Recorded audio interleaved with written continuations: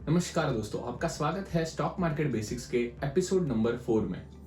इस वीडियो में हम बात करेंगे डीमैट अकाउंट एग्जैक्टली होता क्या है, इंडिया के अंदर कौन से डिस्काउंट ब्रोकर्स है। अभी ये वीडियो को मैं बहुत शॉर्ट रखना प्रेफर करूंगा, ज्यादा इसमें ओवर कॉम्प्लिकेट करने की जरूरत नहीं है। ये एक थ्योरेटिकल वीडियो है, ये प्रैक्टिकल वीडियो नहीं है। बट ये वीडियो या ये नॉलेज जरूरी इसलिए है क्योंकि आपको पता होना चाहिए एग्जैक्टली बैकएंड में चीजें हो कैसे रही है, ठीक है। तो इसीलिए ये वीडियो रिकॉर्ड करने का पर्पस है।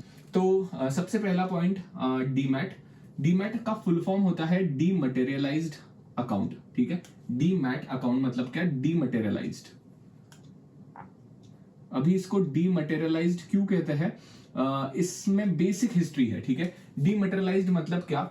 अभी पहले जो भी शेयर मार्केट में इन्वेस्टमेंट होती थी या जो भी कामकाज होता था वो फिजिकल शेयर्स में होता था। अगर आपको पता होगा, बॉम्बे स्टॉक एक्सचेंज, एनएससी के पहले भी बॉम्बे स्टॉक एक्सचेंज मेजरली हुआ करता था, फिजिकल शेयर्स हुआ करते थे, ठीक है। तो अभी बेसिकली जो फिजिकल शेयर्स है उनको आपको किधर ना किधर स्टोर करना है डिजिटल फॉर्मेट में, एंड उसको ही आप डीमटेरियलाइज्ड कह सकते हो, ठीक है। डिजिटल फॉर्मेट में अभी सब कुछ, चाहे वो बाय हो चाहे वो सेल हो, डिजिटल फॉर्मेट में होता है। इसका मतलब होता क्या है? फिजिकल शेयर्स का डीमटेरियलाइजेशन होता है एंड उसको स्टोर करा जाता है एक लॉकर में, ठीक है। ये एक लॉकर है, ऐसे समझ लो। डीमैट अकाउंट मतलब आपके शेयर्स का एक लॉकर है, रादर देन कीपिंग पेपर। जैसे पेपर की हार्डकोर सर्टिफिकेट्स हुआ करते थे पहले, तो फिजिकली शेयर रखने की बजाय आप अपने डीमैट अकाउंट में ये शेयर्स रखते हो। उसके बाद क्या, ऑफ कोर्स अगर सिर्फ और सिर्फ शेयर्स रखने का तो मतलब है नहीं, आइदर आप बाय करोगे और ज्यादा शेयर्स ऐड करोगे उस अकाउंट में या उनको सेल करोगे, ठीक है। वो सारी ट्रांजैक्शंस डीमैट अकाउंट में होती है एंड डीमैट अकाउंट के अंदर ही ट्रेडिंग होता है शेयर्स का। तो चाहे वो म्यूचुअल फंड हो चाहे वो शेयर्स हो, आपको डीमैट अकाउंट की जरूरत पड़ेगी ही पड़ेगी। चाहे आप ग्रो पे इन्वेस्ट कर रहे हो म्यूचुअल फंड में या कोई भी म्यूचुअल फंड में, अगर आप डिस्काउंट ब्रोकर के थ्रू इन्वेस्ट कर रहे हो तो आपको डीमैट अकाउंट की जरूरत होगी, ठीक है। दूसरा important point, brokers in India मतलब क्या? ब्रोकर एग्जैक्टली होता कौन है?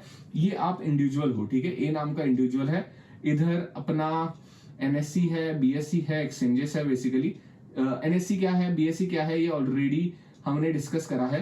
तो इन दोनों के बीच का ब्रिज होता है ब्रोकर, ठीक है। ब्रोकर बस इतना कहता है कि भाई मुझे यहां से शेयर्स लाके दे दो एंड मेरे शेयर्स यहाँ पे जाके बेच दो। ये काम करने वाला ब्रोकर होता है, इतना ही ब्रोकर का रोल है। मिडिल मैन होता है ब्रोकर। जैसे बहुत जगह पे अगर आप फ्लैट खरीदने जा रहे हो, फ्लैट को रेंट पे लेने जा रहे हो, तो ब्रोकर बीच में ही रहता है। वैसा ही है, ये हम इंडिविजुअल है। इधर एनएससी एंड बीएससी पड़ा है, इसके अंदर ऑफकोर्स कंपनीज वगैरह होंगी लिस्टेड। तो इन कंपनीज के शेयर्स, बेसिकली ये इंफॉर्मेशन एनएससी को देना कि मैंने कहा कि भाई मुझे रिलायंस के 10 शेयर्स चाहिए, तो ये इंफॉर्मेशन मैं ब्रोकर का देता हूं। ब्रोकर ये इंफॉर्मेशन एनएससी एंड बीएससी को देता है एंड देन एनएससी बीएससी फिर से वो शेयर्स ब्रोकर की तरफ भेजते हैं एंड ब्रोकर मेरे अकाउंट में वो डालता है, ठीक है। डीमैट अकाउंट, इतना ही है ब्रोकर का रोल। तो अभी इंडिया में कितने ब्रोकर्स है? बहुत ज्यादा ब्रोकर्स की भीड़ है अभी तो। जीरोधा हो गया, फायर्स हो गया, धन हो गया, ग्रो हो गया, अपस्टॉक्स हो गया। I guess Zerodha is the oldest one, oldest discount broker मैं कहूंगा। डिस्काउंट ब्रोकर में इसलिए कह रहा हूं, इससे पहले डिस्काउंट ब्रोकिंग के पहले बेसिकली नॉर्मल फिजिकल ब्रोकर हुआ करते थे, जिसको मोतीलाल ओसवाल, अगर आपको पता है, मोतीलाल ओसवाल था, शेर खान था, वैसे फिजिकल ऑफिसेस हुआ करते थे। बहुत सारे हैं, अभी भी है, ऐसा नहीं कि नहीं है। बट अभी मेजरली जो यूथ है, जो मेरे एज कैटेगरी के लोग होंगे, 20 से लेके 30 तक की एज फ्रेम के जो लोग हैं, वो मेजरली डिस्काउंट ब्रोकर ही प्रेफर करते हैं। फिजिकली जाके किधर अकाउंट ओपन करना वगैरह वो झंझट में नहीं पड़ना चाहता आजकल का यूथ। तो इसीलिए मेजरली डिस्काउंट ब्रोकर्स में बूम देखी गई। बहुत ज्यादा डिस्काउंट ब्रोकर्स है, सारे के सारे डिस्काउंट ब्रोकर्स सेबी में रजिस्टर्ड होने ही चाहिए। सेबी रजिस्टर्ड ब्रोकर ही हमें देखना है। सेबी रजिस्टर्ड मतलब क्या? गवर्नमेंट का बैकिंग मिल गया आपको। किधर भी अगर आपको सेबी रजिस्टर्ड ब्रोकर नहीं दिख रहा तो आपको उस ब्रोकर से कोई भी संबंध नहीं रखना है। ये बेसिक अवेयरनेस है, लिटरेसी भी नहीं है, ये अवेयरनेस है। कोई भी आके आपको ये नहीं कह सकता कि भाई मैं ब्रोकर हूं, मेरे अकाउंट मेरे पास अपना डीमैट अकाउंट खोल लो, मैं आपके ट्रांजैक्शंस कर दूंगा। गलत बात है। सेबी का बैकिंग होना बहुत ज्यादा जरूरी है सेफ्टी के लिए एंड गवर्नमेंट ऑथराइजेशन के लिए, ठीक है। तो ब्रोकर्स कितने हैं मैंने लिस्ट करके बता दिए।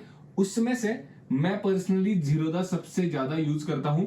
इसका कोर रीजन है, ज्यादा अभी प्रमोशन वगैरह की बात नहीं है। मेरा थॉट प्रोसेस सिंपल है, जिधर मेरा पैसा रखना है वो खुद इंसान कह लो, वो खुद कंपनी कह लो, वो खुद प्रॉफिटेबल होनी चाहिए। एंड जीरोधा के प्रॉफिट्स आई गेस सभी को पता होंगे अगर आप बेसिक फॉलो करते हो तो। ऑलमोस्ट 20,000 करोड़ के आसपास का प्रॉफिट रहता है इनका, ठीक है। तो भाई जिसके पास इतना बड़ा प्रॉफिट है उसके पास मेरे कुछ लाख रुपए तो सेफ रह जाएंगे। इस ट्रस्ट के ऊपर एक तो मैं जीरोधा यूज करता हूं एंड एनीवेज सेबी रजिस्टर्ड तो है ही। सिंपल है, जिस कंपनी के पास खुद के प्रॉफिट्स हैं उनके ऊपर मैं ट्रस्ट रखता हूं, एज सिंपल एज दैट। इसीलिए मैं जीरोधा पे मेजरली मेरे इन्वेस्टमेंट्स कह लो या मेजरली मेरे अकाउंट जीरोधा में रहते हैं, ठीक है। ट्रेडिंग भी अभी मैंने रिसेंटली फायर से जीरोधा पे शिफ्ट करी है। बट आई गेस इतना ही है, ज्यादा लंबा बिल्कुल नहीं करेंगे इस वीडियो में। अभी अगले सेक्शन में मैं क्विकली अकाउंट ओपन कैसे होता है जीरोधा में इसके ऊपर बात करूंगा एंड इस वीडियो को एंड करेंगे। इसके आगे का जो वीडियो होगा उस वीडियो में हम डिटेल जीरोधा का जो प्लेटफॉर्म है उसके ऊपर बात करेंगे। बाय सेल कैसे करना है, ऑर्डर्स कैसे लगानी है एंड बेसिकली फंड्स ऐड कैसे करने हैं। फंड्स ऐड करना वगैरह ज्यादा मुश्किल है नहीं, बाय सेल करना मेजरली हम कवर करेंगे। तो हमारा demat account opening, discount brokers, ये कंसेप्ट क्लियर हो गई एंड हमने अकाउंट भी ओपन कर लिया एंड उसके बाद हम बाय सेल करने जा रहे हैं, ठीक है। आई गेस इतना ही है, ज्यादा ये थ्योरेटिकल है पूरा का पूरा नॉलेज, अवेयरनेस की तरफ जाएगा ये नॉलेज।